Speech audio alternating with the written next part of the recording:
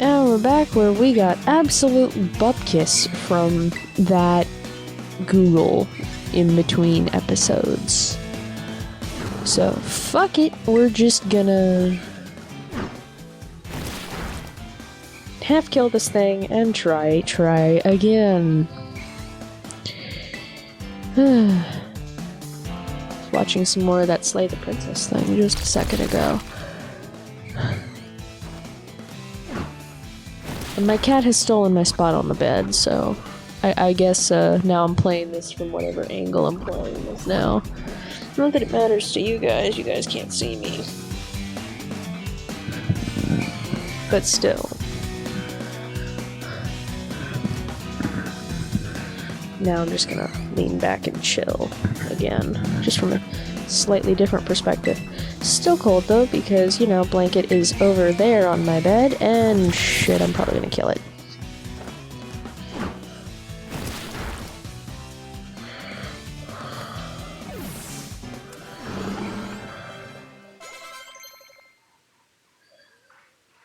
Pika Reject wants Spark. Okay, Sparky, lay it on me.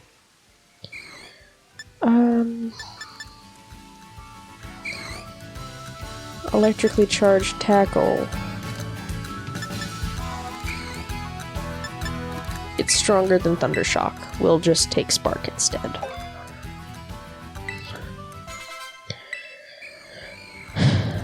Okay. So where was I in my talking?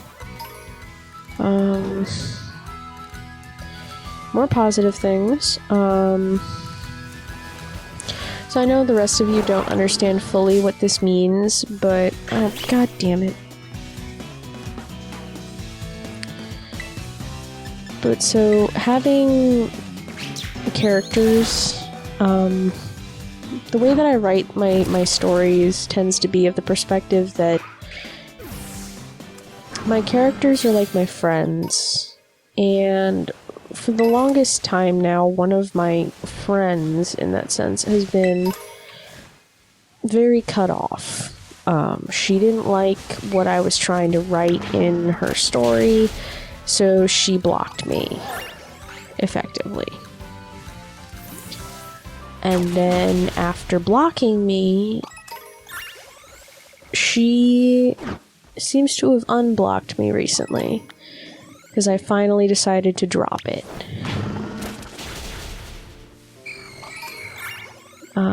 This has honestly left me... The thing is it's not like... So I have multiple story projects going on at once, you know? Like any good creative. We can never just have one. You know, gotta catch them all. Stories. So, effectively, what I've done is... I would have moved on to a different story. Because, frankly, Z's been the uncooperative one. Blocking me from every single character that I have. And even though she was doing this actively, I didn't really let it bother me all that much. Until she started blocking other people from talking to me. And then I couldn't really do anything. Now, she seems to have unblocked me from that. I can talk to these characters again. I can talk to my friends. I can invite them to the green room for tea so we can chat about their lives. And that kind of means, so I'm going back to my lovely gay boys. We love them. The problem is that when discussing with my colleagues at B13 about where the story should go, because it's based on a short story that I wrote in like high school for like my final, I think it was, for creative writing. She asked us to write a story that's not like the other stories that we've written before, or write 10 completely different poems that are like tied together but not in the same style, like 10 different styles of poem. And because we only went over like 4, she said we could Google some more and try to just do that. And of course, you know, I had to opt for the...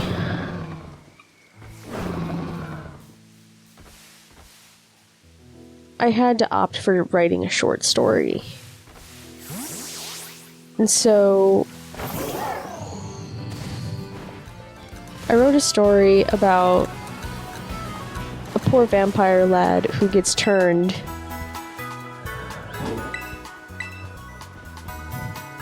and ends up having to defeat his mentor. So it's got action, it's got fantasy, and it's got like a subplot of romance because, you know, he has a partner and that's really important. For him, at least.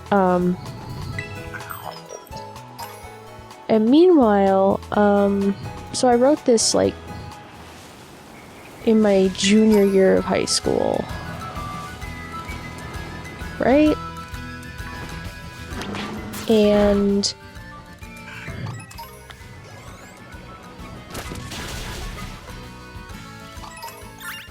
so once I wrote that, I eventually took it to my family friends because I'm like, hey, I'm getting inspired to keep this thing going that I had years ago. I really want to turn it into something. What do you guys think?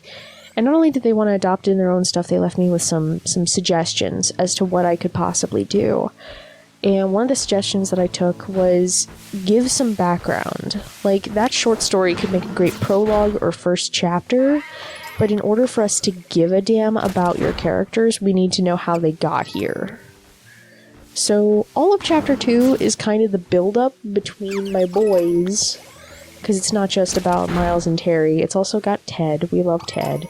You know, all the background of the history of these three goofs, how they became friends, how two of them started dating, and all that. And I was just rereading a chunk of it, because it's been a year or so since I've touched it. It's been a very long time. And I wanted to, you know, double check myself on that one, make sure that I'm still following the plot that I had set up. And now I've got this whole thing of where did Terry's bracelet come from, because that's an important memory for them. Because I established, you know, one of the boys wears a bracelet. Part of me is thinking both of them should wear bracelets. Like a masculine version of a promise ring. It's promise bracelets, because, you know, like, sophomore year of high school or so, Terry and Miles have been together for like 4 years since middle school. You know, they're so madly in love with each other, they just can't imagine being apart from each other. You know, like, they have a lot of emotional maturity for being boys. Despite contrary to popular belief, boys can have maturity sometimes. It's very rare and difficult to find, but, you know, like, if we just do better, sometimes they can be healthy. And so these two boys, after everything they've been through up to that point, before the turning process, you know, Miles is like, this is the guy I want to be with for the rest of my life. I think I love him and I really want to do that, but we can't get married because we're like 15.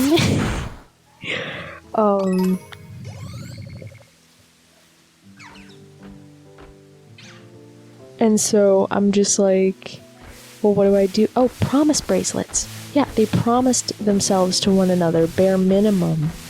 So Terry's got this bracelet on his wrist. How did the bracelet come about? I'm trying to make a story for it, and I'm kind of, like, struggling with it. I don't know if Miles even remembers how he did it or what happened. He doesn't have much to say about it, just, this is a thing. Don't question it, don't think about it. It's not like he's unwilling to talk.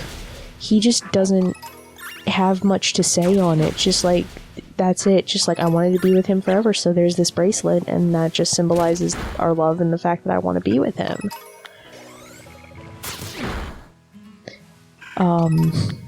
But being as the entire story is from Miles' first-person perspective, I got this issue with it where he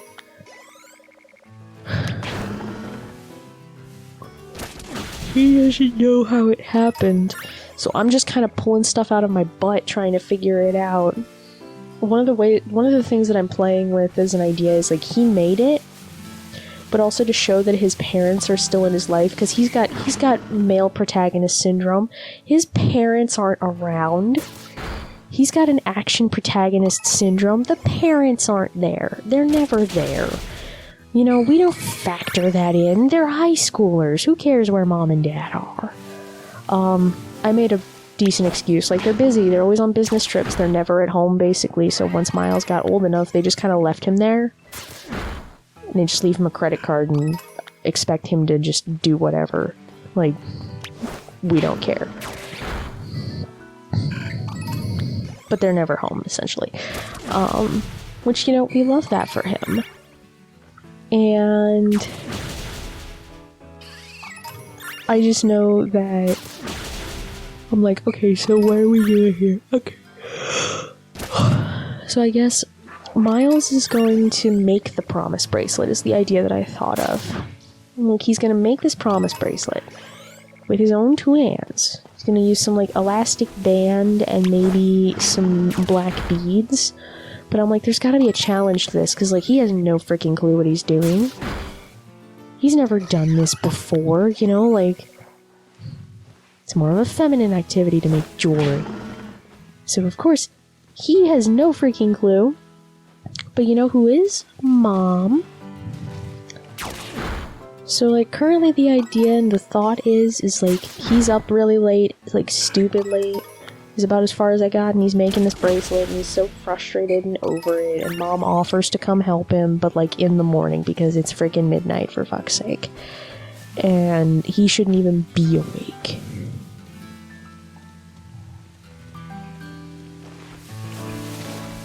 Sorry, I just heard somebody come home. Starting to get the sense that it might be Mary. It might be the roommate.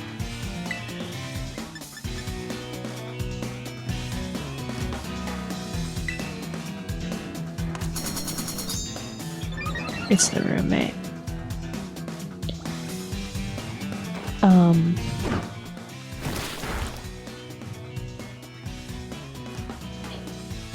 Yep. Choosing to be quiet. Oh yeah, so Miles is making this bracelet by hand. I still don't know where I'm going from here, essentially.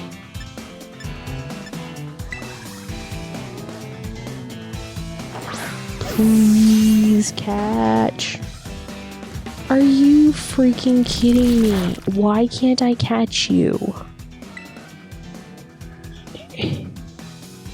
What do I have to do to, like, hurt you just enough?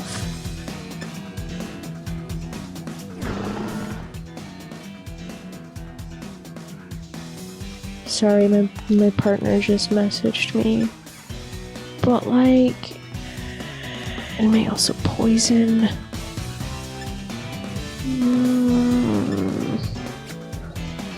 Like, how am I supposed to catch this sucker?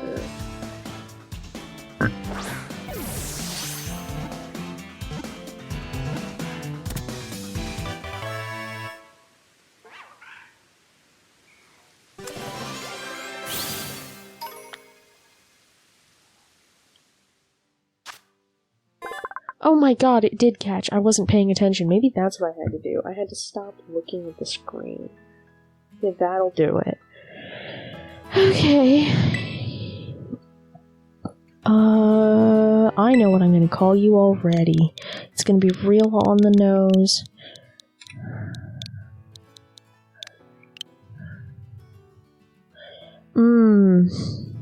There's two ways that I could go with this.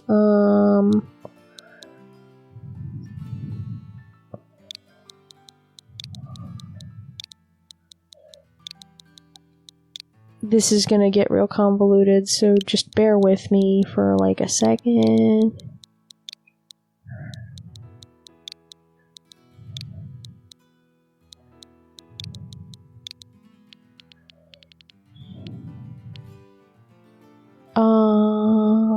What's the B button? Oh, shit. Just send him to my box. Maybe I'll think a little more on his name real quick, and then, you know, name him. Cause now I gotta make this funny, you know? It's gotta be funny. I am not releasing you. That is my one thing. Check the summary.